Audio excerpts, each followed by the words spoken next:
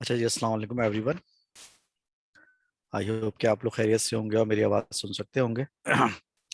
सबसे पहले आप लोग मुझे कंफर्म कीजिए कि क्या आप लोगों को मेरी आवाज़ आ रही है क्लियर।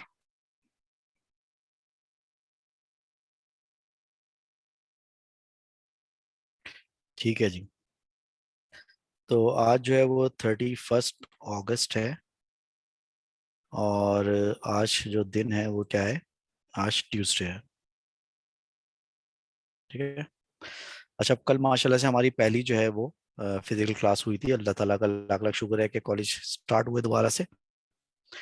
और उसमें हमने अनसर्टेनिटी के बारे में पढ़ा था और हमने ये डिस्कस किया था कि अनसर्टेनिटीज को हम मल्टीप्लाई कैसे करते हैं और डिवाइड कैसे करते हैं। तो हमने एडिशन, सब्ट्रैक्शन, मल्टीप्लिकेशन और डिवीजन, चार चीज़ों के बारे में पढ़ा। हमने ये पढ़ा कि अगर फर्ज करें कि हम दो अनसर्टेनिटी वाली वैल्यूज को अगर ऐड कर रहे हैं, मिसाल तौर पे अगर हम एक्स में वाई ऐड कर रहे हैं विद अनसर्टेनिटी, तो क्या होता है? दोनों वैल्यूज ऐड हो जाती हैं, एक्स प्लस वाई, और साथ साथ उनकी अनसर्टेनिटीज भी ऐड हो जाती हैं, delta x plus delta y. इसी तरह से अगर आप दो वैल्यूज को सब्ट्रैक्ट कर रहे होते हैं, मिसाल के तौर पर x plus minus delta x, और उसमें से आप माइनस कर रहे होते हैं y plus minus delta y को, तो इसका आंसर ऐसे आता है कि आप एक्स में से वाई को माइनस कर देते हैं और plus minus delta x plus delta y कर देते हैं। यानी कि आप चाहे वैल्यूज को प्लस करें चाहे माइनस करें, आपको अनसर्टेनिटीज को ऐड ही करना है। इसी तरह हमने मल्टीप्लिकेशन में पढ़ा है कि अगर एक्स बराबर है वाई मल्टीप्लाई बाय जेड के, तो फिर डेल्टा एक्स अपॉन एक्स किसके बराबर होगा? वो बराबर होगा delta y upon y plus delta Z upon z के बराबर होगा। और इसी तरह से अगर x बराबर है y अपॉन जेड के, तो फिर डेल्टा x अपॉन एक्स जो है वो बराबर होगा delta y upon y plus delta z upon z के बराबर होगा। ठीक है। All right. अब देखें यहाँ पर, यहाँ तक हमारी बात हो गई थी, हमने कुछ एग्जांपल्स भी कर ली थी। अब हम जरा आगे चलते हैं और अब जो हम आगे डिस्कस करेंगे वो है uncertainty with indices. Uncertainty with indices. ठीक है। अब देखिए इंडाइसिस क्या होता है। इंडाइसिस बेसिकली प्लूरल है, और इंडाइसिस प्लूरल है किसका? इंडाइसिस प्लूरल है इंडेक्स का। ठीक है। इंडाइसिस जो है प्लूरल है इंडेक्स का, और इंडेक्स का मतलब क्या होता है? पावर। मिसाल तौर पे अगर आप लिखते हैं एक्स की पावर ए, तो ए क्या चीज है? बेसिकली ए यहाँ पर इंडेक्स है। एक्स एक्स आपका वेरिएबल है और ए क्या है? ए आपका इंडेक्स है। ठीक है जी। अब अगर फर्ज करें कि आप मल्टीप्लाई और डिवाइड कर रहे हैं और किसी चीज के ऊपर पावर आ जाए, तो फिर हम क्या करते हैं? फॉर एग्जाम्पल, अगर मैं आपसे कहूँ कि एक्स बराबर है वाई की पावर ए और जेड की पावर बी के, अगर एक्स बराबर है वाई की power A multiply by Z की पावर बी, तो फिर डेल्टा एक्स अपॉन एक्स कैसे आएगा? डेल्टा एक्स अपॉन एक्स वैसे ही आएगा, यानी कि delta y upon y plus delta Z upon z. करना ये होगा कि डेल्टा वाई अपॉन वाई से पहले ए आ जाएगा और डेल्टा जेड अपॉन जेड से पहले बी आ जाएगा। क्या मतलब हुआ? मतलब ये हुआ कि अगर किसी मल्टीप्लिकेशन या डिवीजन में अगर पावर आ जाए, तो पावर जो होती है वो फ्रैक्शनल अनसर्टेनिटी का कोफिशिएंट बन जाती है। वो पावर जो होती है फ्रैक्शनल अनसर्टेनिटी का कांस्टेंट बन जाती है। ठीक है। मिसाल तौर पर मैं आपको एक क्वेश्चन देता हूँ। क्वेश्चन ये है कि किसी चीज का जो करंट है, किसी चीज का करंट है 1.05 प्लस माइनस 0.05, और किसी चीज का जो फर्ज करें रेजिस्टेंस की वैल्यू है इसकी, रेजिस्टेंस की वैल्यू कितनी है उसकी? रेजिस्टेंस की वैल्यू है 2.11 प्लस माइनस 0.01। ये एम्पियर में होगा, ये ओम्स में होगा। आपको क्या मालूम करनी है? आपको मालूम करनी है पावर। किसकी पावर कितनी होगी? आपको क्या मालूम करनी है? आपको पावर मालूम करनी है। अब देखें करंट को हम आई से शो करते हैं, तो ये 1.05 बेसिकली क्या चीज़ है? 1.05 बेसिकली आई है। और जो आई की एरर होगी उसको हम किससे शो करते हैं? उसको हम डेल्टा आई से शो करते हैं। ऐसे रेजिस्टेंस को आप आर से शो करते हैं, तो उसकी एरर को किससे शो करेंगे? डेल्टा आर से शो करेंगे। पावर को पी से शो करते हैं, तो पावर की एरर को किससे शो करेंगे? डेल्टा पी से। अब अगर आप रेजिस्टेंस और करंट की फॉर्म में बात करें, तो पावर किसके बराबर होती है? पावर बराबर होती है आई स्क्वायर आर के बराबर होती है। पहले हम पावर मालूम कर लेते हैं। आई की वैल्यू कितनी है हमारे पास 1.05। तो चूंकि आई पे स्क्वायर है तो 1.05 पे भी स्क्वायर आ जाएगा। इसको मल्टीप्लाई करेंगे आर से, आर की वैल्यू आपको दी हुई है 2.11। तो जब आप पावर की वैल्यू कैलकुलेट करेंगे आई स्क्वायर आर से तो उसका आंसर आएगा 1.05 का स्क्वायर मल्टीप्लाई बाय 2.11। तो जल्दी से बताओ उसका आंसर क्या आ रहा है, कैलकुलेटर निकाल के बैठो सब लोग।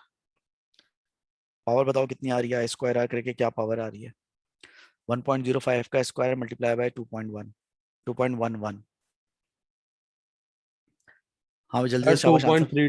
2.32 2.326 इसका आंसर आ रहा है। 2.326 इसका आंसर आ रहा है। फिलहाल इसको ऐसे ही छोड़ देते हैं। अब यहाँ पे जब आप फ्रैक्शनल अनसर्टेनिटी लिखेंगे तो डेल्टा पी अपॉन पी बराबर होगा किसके, बराबर होगा 2 डेल्टा आई अपॉन आई और plus delta R upon R. अब देखिए यहाँ पर डेल्टा आई अपॉन आई से पहले 2 क्यों आ रहा है, क्योंकि आई के ऊपर पावर 2 थी। लेकिन डेल्टा आर अपॉन आर से पहले कुछ भी नहीं आ रहा क्योंकि आर की पावर कुछ भी नहीं है। तो बस करना ये है कि किसी भी फॉर्मूले में किसी भी चीज पे अगर पावर आ जाए ना तो बस वो पावर जो है उसकी फ्रैक्शनल अनसर्टिनिटी से पहले मल्टीप्लाई हो जाती है। तो चूंकि आई पे स्क्वायर आ रहा था तो डेल्टा आई अपॉन आई से पहले इसको हमने 2 से मल्टीप्लाई किया। अब वैल्यूज पुट करेंगे तो delta P upon P, P की जगह क्या आएगा 2.326 बराबर होगा 2 टाइम्स डेल्टा आई कितना है, डेल्टा आई आपको दिया हुआ है 0.05 डिवाइड बाय आई, आई कितना दिया है 1.05 प्लस डेल्टा आर कितना है 0.01 और आर की वैल्यू कितनी है 2.11। इस पूरे को हम सॉल्व करेंगे तो डेल्टा पी आ जाएगा। ये पूरा सॉल्व करके बताओ डेल्टा पी कितना आ रहा है, शाबाश जल्दी से ये पूरा सॉल्व करके बताओ। हाँ मोहम्मद अली ये फॉर्मूले की वजह से कोफिशिएंट आ रहा है। हाँ भी सॉल्व करके बताओ डेल्टा पी कितना आ रहा है। सर 0.235। 0.235 या 0.232 या 5 वट एवर जो भी आ रहा है। अभी 0.232 आ गया है, 0.235 जो भी सही होगा, दो आंसर आने तो 0.23 तो आ ही रहा है ना दोनों का। अब इसमें प्रॉब्लम यह है कि अनसर्टेनिटी को आप सिर्फ एक एसएफ में लिखते हैं तो उसको 1 एसएफ में कन्वर्ट करेंगे तो कितना हो जाएगा, ये 0.2 हो जाएगा। इसको 1 एसएफ में कन्वर्ट करेंगे तो 0.2 हो जाएगा। अब 0.2 से मैच करने के लिए पावर क्या होना चाहिए 2.3, क्योंकि इसमें डेसिमल के बाद एक डिजिट है तो उसमें भी डेसिमल के बाद सिर्फ एक ही डिजिट आना चाहिए। तो फुल एंड फाइनल आंसर आपका क्या आ जाएगा 2.3 प्लस माइनस 0.2। ये आपका फुल एंड फाइनल आंसर आ जाएगा 2.3 प्लस माइनस 0.2 वॉट। ठीक है, समझ में बात आई कुछ कुछ। अच्छा एक सवाल और करके जी सर। देखते हैं। ठीक है, एक क्वेश्चन और करके देखते हैं। क्वेश्चन मिसाल के तौर पर ये है कि फर्ज करें कि मैं आपसे कहता हूं कि एक ऑब्जेक्ट का जो मास है वो है 4.2 प्लस माइनस 0.1 किलोग्राम और उसकी जो स्पीड है ऑब्जेक्ट की, स्पीड उसकी है 1.20 प्लस माइनस 0.01 मीटर पर सेकंड। आपको उसकी काइनेटिक एनर्जी जो है वो मालूम करनी है। ठीक है, काइनेटिक एनर्जी को आप चाहें तो आप ई से शो कर लें, काइनेटिक एनर्जी को चलें आप, मास को आप एम से शो कर लें, स्पीड को आप वी से शो कर लें। ठीक है, तो इस हिसाब से ये आपका एम हो जाएगा, ये डेल्टा एम हो जाएगा, ये वी हो जाएगा, डेल्टा वी हो जाएगा और आपको E plus minus delta E मालूम करना है। ठीक है, आई होप कि काइनेटिक एनर्जी का फॉर्मूला सबको आता होगा। ठीक है, तो जरा एक काम करें फटाफट सॉल्व करें इसको जल्दी से सब लोग। 3.024 आंसर है। क्या चीज, 3.024 आंसर है। किस चीज का आंसर है, काइनेटिक एनर्जी का। जी सर, काइनेटिक एनर्जी। और अनसर्टेनिटी निकालो।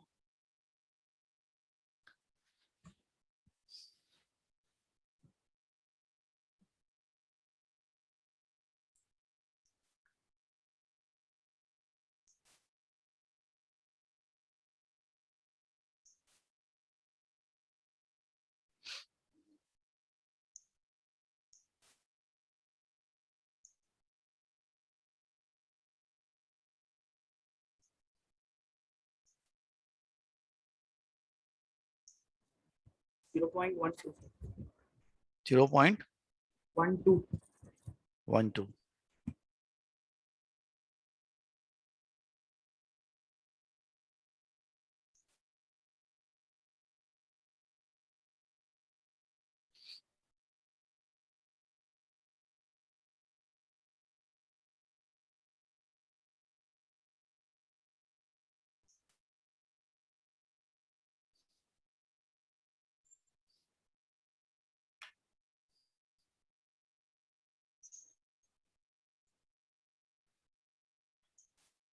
सर चलिए देखें, 0.09 आ रहा है।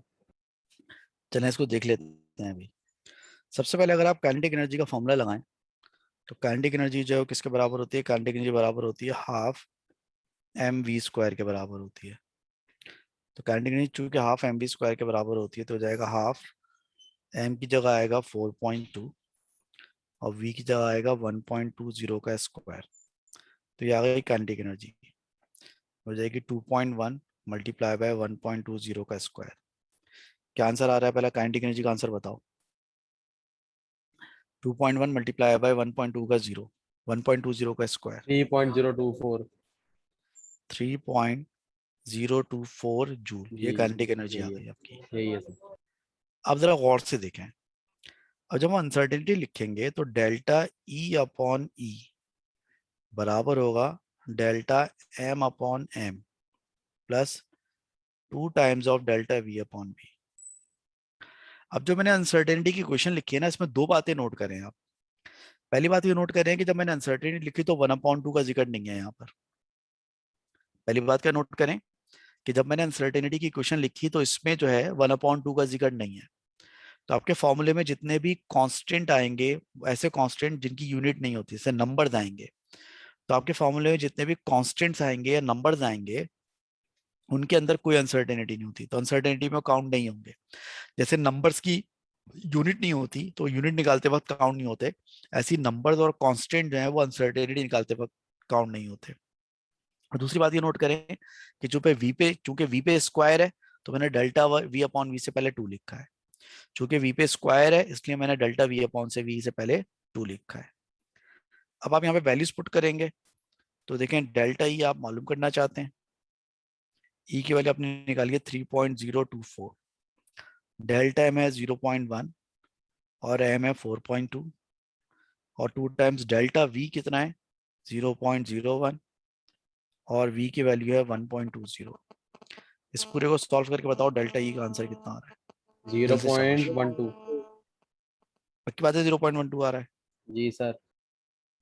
डेल्टा ई आपका आ गया 0.12। अब आप तो एरर को 1SF में लिखते हैं तो सही अनसर्टेनिटी क्या होगी?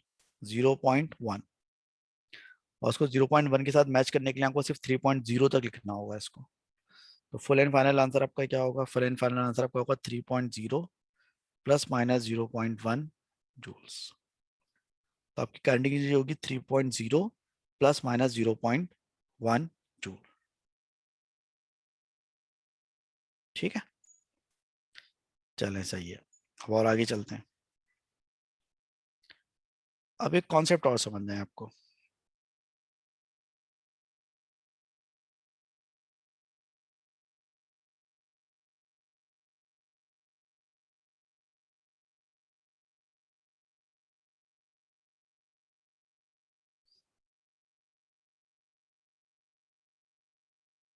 ठीक है, अब अगला कॉन्सेप्ट जो हमें समझना है वो है uncertainty of an unknown in a formula. एक फॉर्मूले के अंदर अगर कोई अननोन हो तो उसकी अनसर्टेनिटी कैसे निकाली जाएगी? ठीक है, इसको जरा गौर से देखिएगा। मैं आपको एक सवाल सॉल्व करके दिखाऊंगा और उसमें आपको एक्सप्लेन करता रहूंगा कि ये काम कैसे होता है। सवाल ये है कि if f is equal to 2 pi t square x upon 4c l square डब्ल्यू क्यूब। ठीक है, ये एक फॉर्मूला है। इस फॉर्मूले में वेयर इस फॉर्मूले में F का मतलब है फोर्स ऑफ फ्रिक्शन, यानी कि F एक फोर्स है। इस फॉर्मूले में T का मतलब है टाइम एक्स का मतलब है एक अननोन, सी का मतलब है सी का मतलब समझ लें एरिया, एल का मतलब क्या है लेंथ, और डब्ल्यू का मतलब क्या है, डब्ल्यू का मतलब है विड्थ। सही है। अच्छा, यहाँ पे आपको वैल्यूज दी हुई हैं।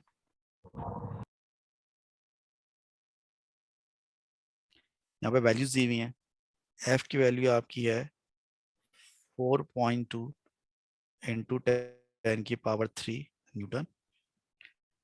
टाइम की वैल्यू है 0.8 सेकेंड्स। ठीक है।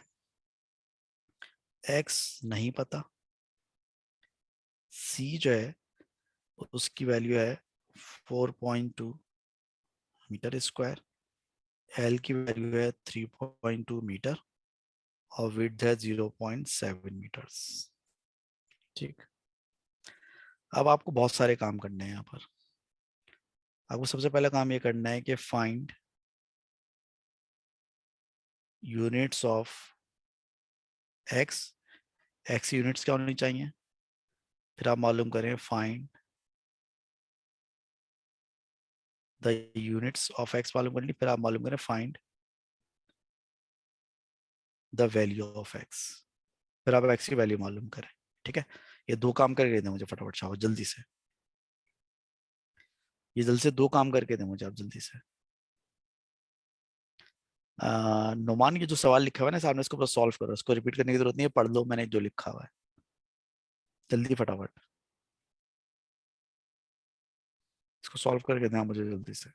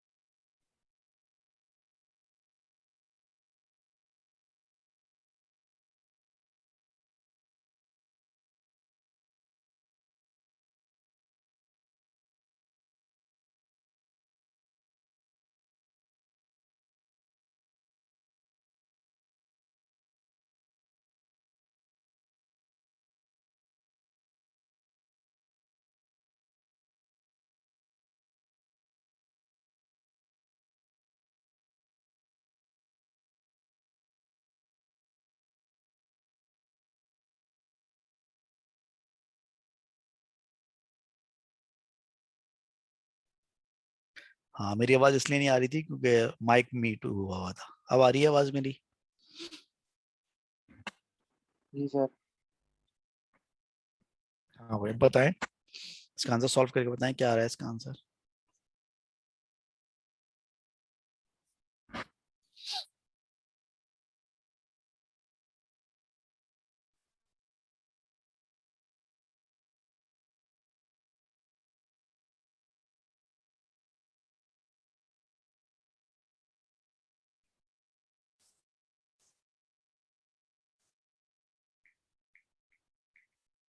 ट्वेंटी 22 ये आ रहा है 220691.4252।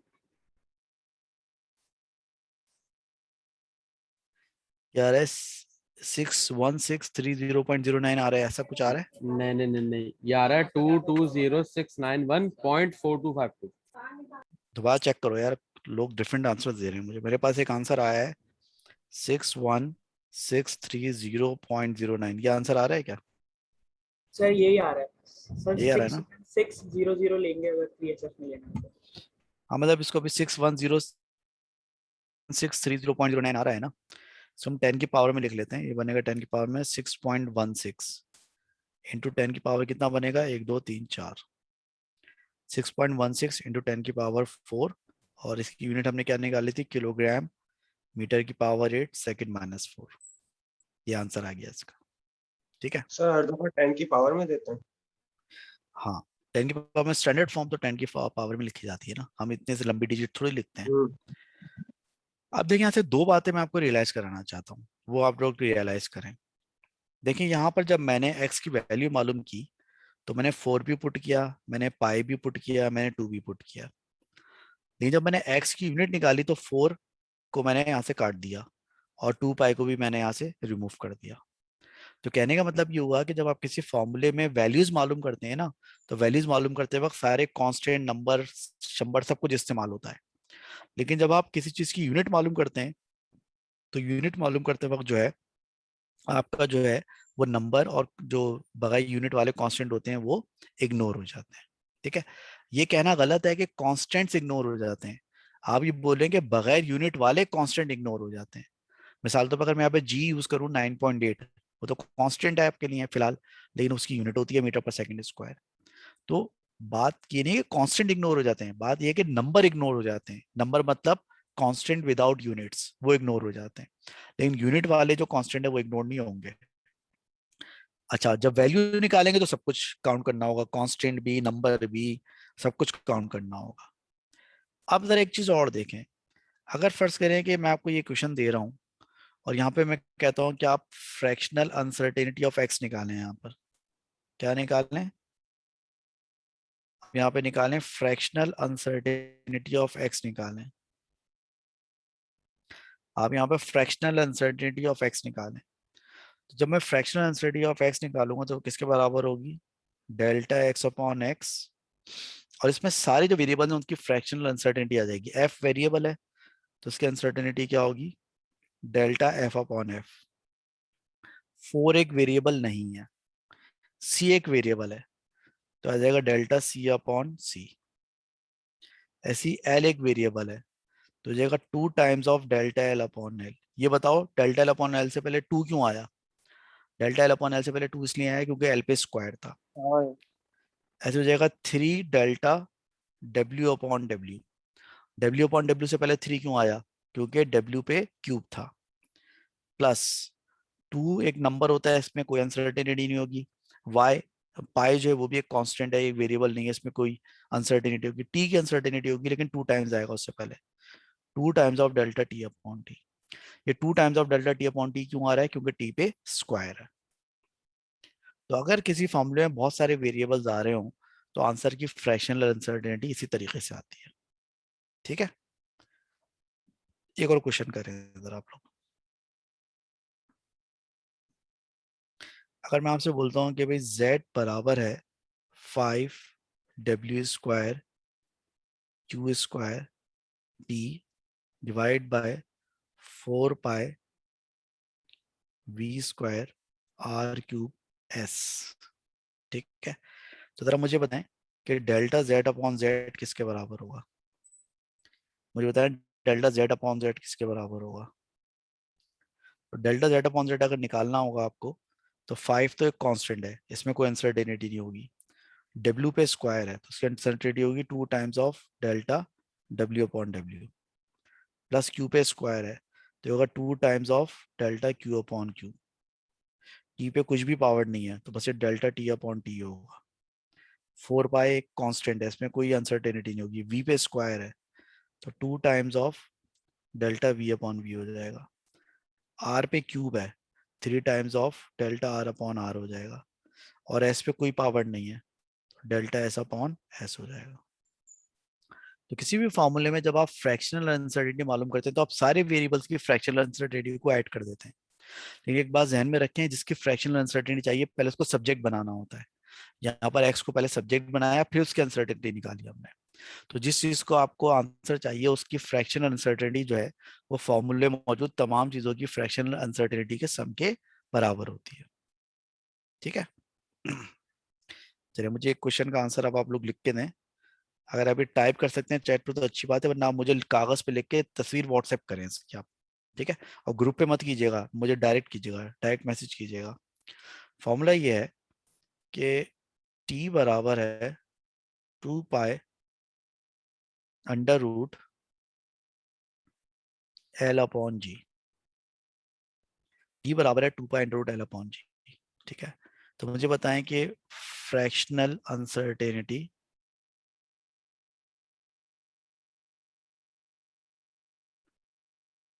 इन जी कैसे आएगी? इस फॉर्मूले में फ्रैक्शनल अनसर्टेनिटी ऑफ जी कैसे आएगी? इसको कुछ ना करें, लिखें कागज पर और तस्वीर खींच के मुझे व्हाट्सएप करें फटाफट जल्दी, शाबाश। इस फॉर्मूले में फ्रैक्शनल अनसर्टेनिटी ऑफ जी लिखनी है आपको, लिखें जल्दी से और उसकी तस्वीर खींच के मुझे व्हाट्सएप करें, जल्दी करें।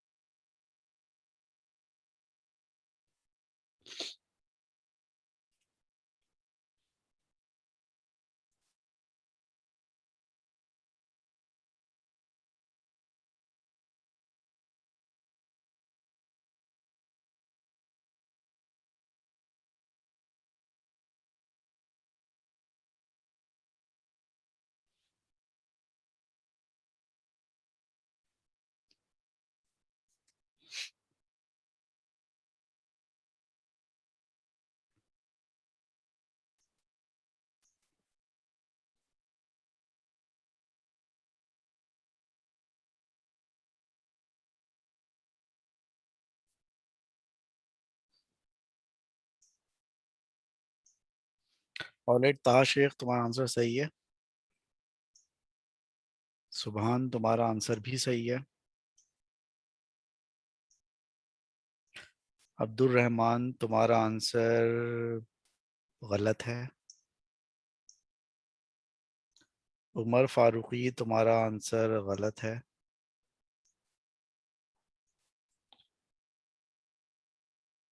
अ, नुमान की लाइट चली गई। अब्दुल्ला नूर का आंसर सही है। और अली इफ्तिखार को मैंने क्या कॉल कर दी गलती से? अली इफ्तिखार का आंसर सही है।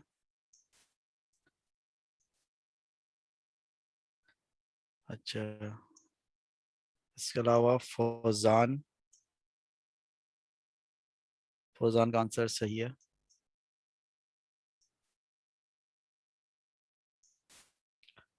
मोहम्मद हसन का आंसर सही है। ठीक है, शाबाश। अच्छी स्पीड आप लोगों की, सही से आंसर दे रहे हैं सब लोग। एक दो ने मिस्टेक की है, मैं बताया था क्या मिस्टेक की है अभी।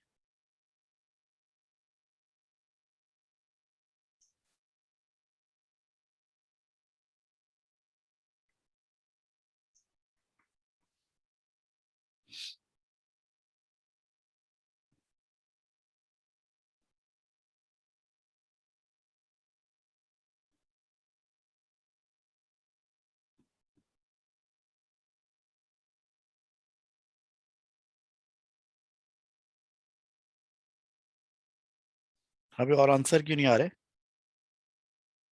1 2 3 4 5 6 7 8 आंसर आए। अब इस वक्त क्लास में जो है 20+ स्टूडेंट मौजूद हैं, आंसर सिर्फ 4 आए। 8 आंसर आए। अभी बाकी लोग आंसर क्यों नहीं दे रहे? रामील का आंसर आया। रामील तुमने भी वही मिस्टेक की है जो बाकी कर रहे हैं। मुश्तबा का आंसर आया है। मुश्तबा का आंसर सही आया है। मुश्तबा ने थोड़ा सा गलत लिखा है लेकिन आंसर सही है। अस्का फातिमा अस्का फातिमा का आंसर सही है। अच्छा, एक आंसर आया है अननोन नंबर से। भाई ये 0424 वाले भाई कौन है? इन्होंने तो अपना नंबर, अपना नाम सेंड नहीं किया मुझे अभी तक। आंसर वैसे सही है तुम्हारा। ये आखिर में जो 0424 आ रहा है ना, तुम अपना नाम सेंड करो मुझे। तुम्हारा नंबर सेव नहीं है मेरे पास। आंसर सही है तुम्हारा।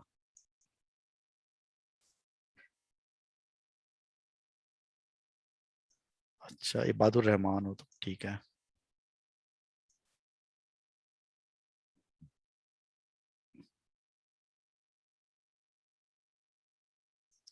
उमर तैयब साहब डिस्कनेक्ट हो गए।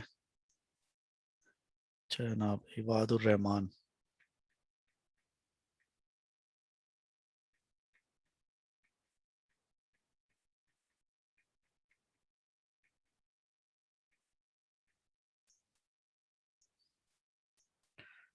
अच्छा, उसके अलावा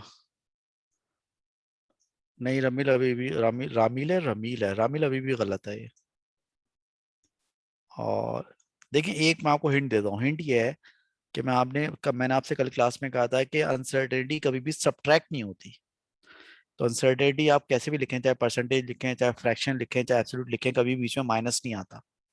तो जिन लोगों ने बीच में माइनस लिखा है ना, वो लोग गलती कर रहे हैं।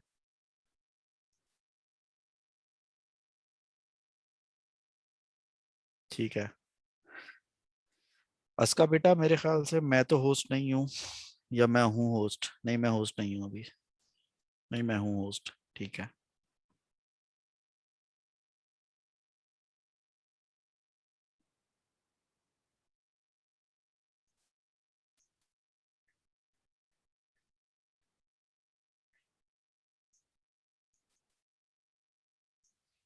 अच्छा, हम्माद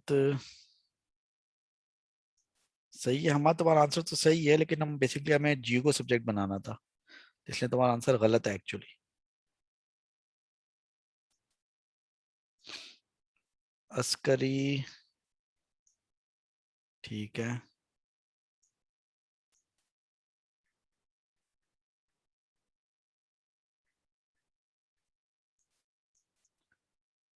ठीक है भाई।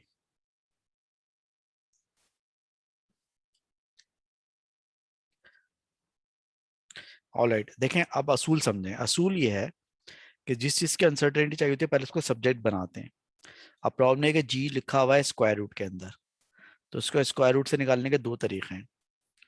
पहले तरीका स्क्वायर रूट से निकालने का है कि आप स्क्वायरिंग कर दें। स्क्वायरिंग करेंगे तो क्या हो जाएगा, T square is equals to 4 pi square L upon G. G को सब्जेक्ट बनाएंगे तो जी बराबर होगा किसके, 4 pi square L upon T square के। फ्रैक्शन अनसर्टेनिटी लिखेंगे तो डेल्टा जी अपॉन जी बराबर होगा 4 पाई, तो कांस्टेंट है इसकी तो अनसर्टेनिटी नहीं होगी, delta L upon L plus 2 times of delta T upon T. ठीक है। दूसरा तरीका है कि आप स्क्वायर ना करें, आप लिखें टी इज टू 2 पाई और आप पावर ले लें। अंडर रूट क्या होता है, पावर 1/2। तो एल की पावर 1/2 और जी की पावर 1/2। हमें जी की अनसर्टेनिटी चाहिए तो जी को आप सब्जेक्ट बनाएं, तो जी की पावर 1/2 बराबर होगी किसके, 2 पाई एल की power 1/2 divide by t. Uncertainty निकालेंगे तो जाएगा half delta ji upon g is equals to 2 pi, तो कांस्टेंट है तो एल की जगह आएगा 1/2 डेल्टा एल अपॉन एल, और टी की जगह आएगा simply delta T upon t, क्योंकि टी पे कोई पावर नहीं है। अब चूंकि मैं डेल्टा जी अपॉन जी चाहिए ना, मैं हाफ थोड़ी चाहिए, तो हाफ को खत्म करने के लिए हम क्या करेंगे, हाफ को खत्म करने के लिए हाफ को उधर ले जाके मल्टीप्लाई कर देंगे, या दूसरे अल्फाजों में हम ये करेंगे कि 2 से मल्टीप्लाई कर देंगे दोनों तरफ। तो दोनों तरफ 2 से मल्टीप्लाई करेंगे, अगर हम यहाँ भी मल्टीप्लाई बाय 2 करते हैं और यहाँ भी मल्टीप्लाई बाय 2 करते हैं तो 2 से 2 कैंसिल, तो आएगा डेल्टा जी अपॉन जी, ये 2 से कैंसिल, तो डेल्टा एल अपॉन एल, और 2 जब इसको मल्टीप्लाई करेगा तो हो जाएगा 2 times of delta T upon T. तो बात वही हो गई, दोनों तरीकों से यही आएगा। ठीक है। अच्छा, अब जिन लोगों का आंसर माइनस में आ रहा है ना, वो इसलिए आ रहा है कि वो ये गलती कर रहे हैं। वो गलती ये कर रहे हैं कि वो जी को सब्जेक्ट बनाए बगैर अनसर्टेनिटी अप्लाई कर रहे हैं। बताता हूँ आप क्या गलती कर रहे हैं। आप गलती कर रहे हैं कि आपने कहा कि भाई देखो डेल्टा टी अपॉन टी बराबर है 2 पाई, तो कांस्टेंट है 1/2 delta L upon L plus 1/2 delta जी अपॉन जी। जब वो 1/2 डेल्टा एल अपॉन एल को वहां लेके जाते हैं तो ये क्या बन जाता है, 1/2 delta ji upon g is equals to delta T upon t minus 1/2 delta L upon l. ये गलत हो गया, क्योंकि मैं आपसे कह रहा हूँ कि जिस चीज की अनसर्टेनिटी चाहिए पहले उसको सब्जेक्ट बना लें, और सब्जेक्ट बनाने के बाद अनसर्टेनिटी अप्लाई करें, क्योंकि अनसर्टेनिटी जो होती है, अनसर्टेनिटी के बीच में जो है वो माइनस कभी भी नहीं आता। ठीक है। तो आप जो है पहले जिसकी अनसर्टेनिटी चाहिए उसको सब्जेक्ट बना लें, फिर उसके बाद जो है फ्रैक्शनल अनसर्टेनिटी अप्लाई करें। और फ्रैक्शनल अनसर्टेनिटी हमेशा ऐड होती है, कभी भी सब्ट्रैक्ट नहीं होती है। ठीक है। चलें इसी तरह एक क्वेश्चन और ट्राई करें। क्वेश्चन ये है कि आपका जो है वो z बराबर है 4 पाई स्क्वायर डी स्क्वायर डब्ल्यू cube divide by 5c T square. ठीक है। इसमें आप मालूम करें फ्रैक्शनल अनसर्टेनिटी ऑफ डब्ल्यू। ठीक है। फ्रैक्शनल अनसर्टेनिटी ऑफ डब्ल्यू मालूम करें, यानी कि डब्ल्यू को सब्जेक्ट बनाना है, उसकी अनसर्टेनिटी चाहिए। चले फटाफट इसकी भी अनसर्टेनिटी मालूम करके ऐसे मुझे जो आप तस्वीर भेजें व्हाट्सएप पे। और आपने ये बी लिखा है, 5 लिखा है सी से पहले? क्या चीज, ये ये 5 है, क्वेश्चन के 5 अंदर 5 है। 5 लिखा हुआ है। ये नीचे वाली बात करो ना, ये जो है ना, जी जी, यही यही। ये 5 है। ओके। चलें जल्दी से शाबाश इसका निकालें, अनसर्टेनिटी निकालें, फ्रैक्शनल अनसर्टेनिटी क्या बनेगी इसकी।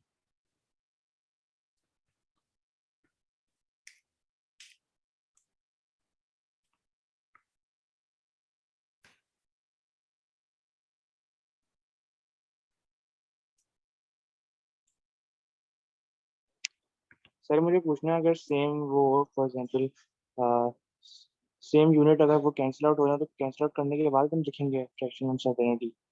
यानी अनसर्टेनिटी का यूनिट से कोई ताल्लुक नहीं है। आप अनसर्टेनिटी तो अलग से फॉर्मूला अप्लाई करें, तो जब वैल्यू वगैरह निकालते हैं उस वक्त देखते हैं यूनिट को।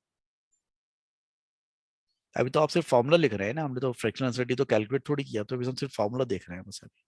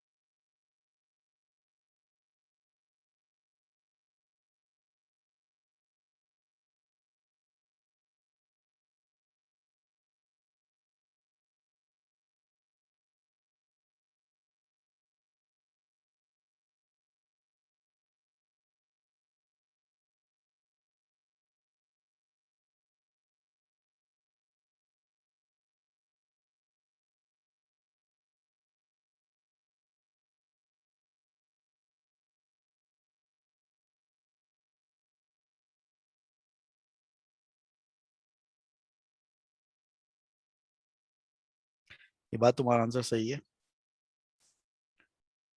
तहा, तुम्हारा आंसर भी सही है। और फौजान,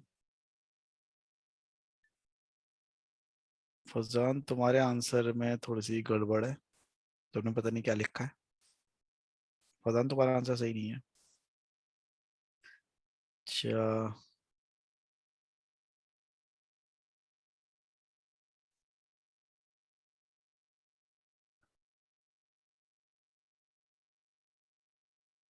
ठीक है। मोहम्मद हसन तुम्हारा आंसर भी सही है। और उमर फारूकी तुम्हारा आंसर, तुम्हारा आंसर भी सही मान लेते हैं, चलो ठीक है। और फाखिर वसीम तुम्हारा आंसर भी सही मान लेते हैं। अस्का फातिमा, ठीक है, सही मान लेते हैं आंसर। हम्माद तुम्हारा आंसर जो है वो ठीक है, मान लेते हैं सही है। रमील तुम्हारा आंसर जो है वो चलो सही है, मान लेते हैं सही है। और अब्दुल्ला नूर, ठीक है, अब्दुल्ला नूर ने बहुत मुनासिब आंसर लिखा है। अस्करी अब्बास का आंसर भी सही है। और मोहम्मद अली इफ्तिखार, मुश्तबा अब्बास का आंसर भी सही है।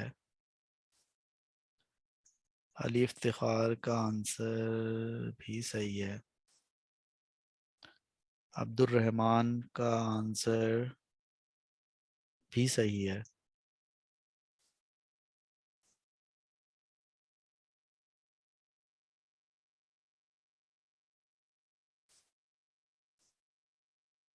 सही है, इसका तुम सही कह रही हो। ठीक है, सही है, बात समझ में आ गई है आप में से अक्सर लोगों के। देखिए बात यह है कि मैंने कहा था कि जिस चीज़ की अनसर्टिनिटी चाहिए पहले उसको सब्जेक्ट बनाए। डब्ल्यू की अनसर्टिनिटी चाहिए तो डब्ल्यू क्यूब को पहले यहाँ लिख ले, तो डब्ल्यू क्यूब किसके बराबर होगा, Z multiply by 5CL T² और डिवाइड बाय 4 पाई² D²। सही है। अब अनसर्टिनिटी लिखेंगे तो क्या हो जाएगा, डब्ल्यू की अनसर्टिनिटी होगी डेल्टा डब्ल्यू अपॉन डब्ल्यू, लेकिन 3 से पहले आएगा क्योंकि इस पे क्यूब है। जेड की जगह आएगा डेल्टा जेड अपॉन जेड, 5 एक नंबर है। सी की जगह आएगा डेल्टा सी अपॉन सी। एल की जगह आएगा डेल्टा एल अपॉन एल। 4 पाई² एक नंबर है। और टी की जगह आएगा 2 डेल्टा टी अपॉन टी। और डी की जगह आएगा 2 डेल्टा डी अपॉन टी। तो डेल्टा डी अपॉन टी और डेल्टा टी अपॉन टी से पहले 2 आया, इन दोनों पे स्क्वायर है। बाकी हमें डेल्टा डब्ल्यू अपॉन डब्ल्यू चाहिए, 3 नहीं चाहिए। 3 को वहां लेके जाएंगे तो आप सिंपली ये करेंगे, आप 3 को बजाय सबके साथ लेने के 1/3 लिख के ब्रैकेट कर दें, 3 सबको डिवाइड कर देगा। Delta Z upon Z, delta C upon C, delta L upon L plus 2 times of delta T upon T plus 2 times of delta D upon T. ये आपका फुल एंड फाइनल आंसर हो जाएगा। ठीक है। अच्छा, अब टाइम तो आपका खत्म हो गया, लेकिन एक छोटा सा काम करना है आपको।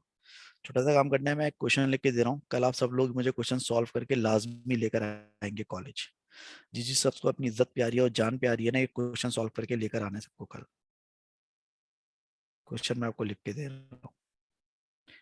क्वेश्चन ये है कि a बराबर है 2.1 प्लस माइनस 0.1 के, b बराबर है 3.2 प्लस माइनस 0.2 के। ठीक है। a बराबर है 2.1 प्लस माइनस 0.01 के 0.1 के, और b बराबर है 3.2 प्लस माइनस 0.2 के। आपको मालूम क्या करना है, मालूम ये करना है c मालूम करें जो कि बराबर है a प्लस बी के विद अनसर्टेनिटी। d मालूम करें जो कि बराबर है b माइनस ए के विद अनसर्टेनिटी। ठीक है। ई मालूम करें जो कि बराबर है ए मल्टीप्लाई बाई बी के, एफ मालूम करें जो कि बराबर है ए डिवाइड बाई बी के, ठीक है। उसके बाद आप जो है वो मालूम करें, जी मालूम करें जो कि बराबर है ए स्क्वायर मल्टीप्लाई बाई बी के, ठीक है। इसके अलावा आप मालूम करेंगे percentage uncertainty. Sir with uncertainty का क्या मतलब?